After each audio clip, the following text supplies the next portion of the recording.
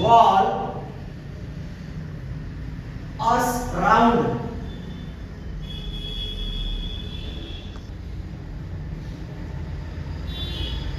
She has got two children.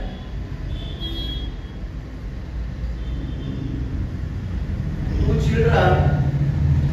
Dash dash boy and dash dash girl. Full point. Dash dash boy is 14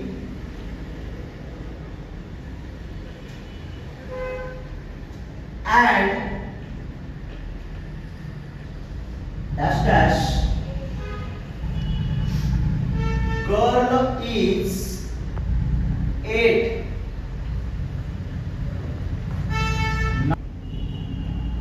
We watched dash dash movie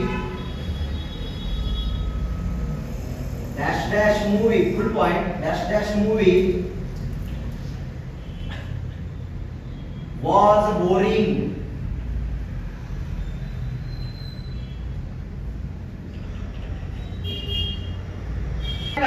Tom has a dash dash bat and dash dash ball full point dash dash bat is long and dash dash ball is round. आता एका शब्दाची पुनरावृत्ती झाली आहे.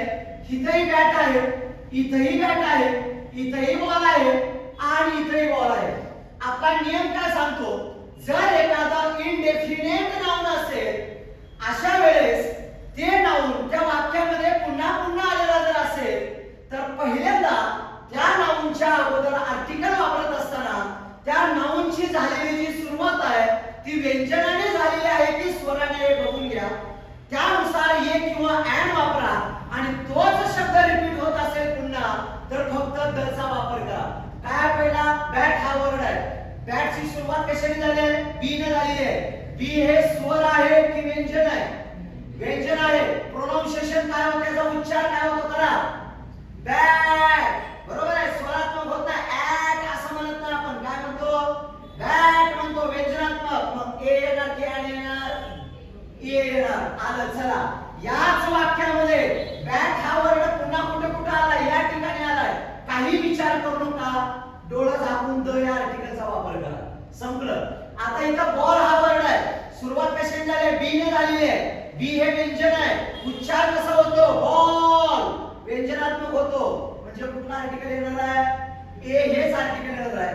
हा शब्द repeat झालाय का वाक्यात, झालाय, पुन्हा आलाय. काही विचार न करता कुठला आर्टिकल येणार आहे, द हेच आर्टिकल येणार आहे. हे पहिलं एक्झाम्पल झालं. Second, she has got two children dash dash boy and dash dash girl full point dash dash boy is 14 and dash dash girl is 18. तिला दोन मुलं काय झालेले भेटलेले आहेत. एक आहे 14 वर्षाचं तर दुसरी मुलगी आहे 8 वर्षाची. करेक्ट. आता इथं बॉय या शब्दाच्या अगोदर आर्टिकल वापरायचा आहे. बॉयची सुरुवात कशाने झाली, बी ने झाली आहे. बी हा स्वर आहे का व्यंजन आहे, बोला पटपट.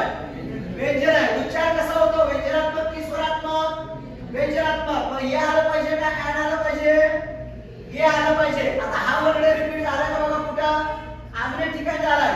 फुल पॉइंट होतं, मग कॅपिटल मध्ये. इथं काय येणार, फक्त आणि फक्त द हेच आर्टिकल येईल. दुसरा वर्ड कुठला आहे, इंडेफिनिट नाउन गर्ल. त्याच्या अगोदर रिकामी जागा आहे, तिथं आर्टिकल यूज करायचं आहे. गर्लची सुरुवात कशाने झाली आहे, जी ने सुरुवात झाली. जी हा स्वर आहे की व्यंजन आहे, व्यंजन आहे. त्याचा उच्चार कसा होतो, व्यंजनात्मक की स्वरात्मक, व्यंजनात्मक. म्हणजे आर्टिकल काय येईल, येईल काय येईल, येईल. हा शब्द रिपीट झालाय का बघा, झाला. इथं डोळं झाकून काही न विचार करता कुठला आर्टिकल येईल, द हे आर्टिकल येईल. पुढचं वाक्य, we watched dash dash movie full point dash dash movie was boring. याचा अर्थ मूवी या शब्दाचं रिपिटेशन झालंय. आता याच्यानुसार पहिल्यांदा कुठला आर्टिकल येईल, ये येईल का ऍड येईल.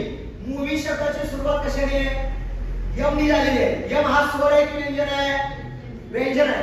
उच्चार कसा होतो, स्वरात्मक की व्यंजनात्मक, व्यंजनात्मक होतो. मग ये येणार काय, ये येणार. मग पुन्हा मूवी आले, काही विचार न करता काय येणार, तिथं द मूवी येणार. म्हणजे याचा अर्थ काय, जर काय वाक्यामध्ये एखादा इनडिफिनिट नाउन आलेला असेल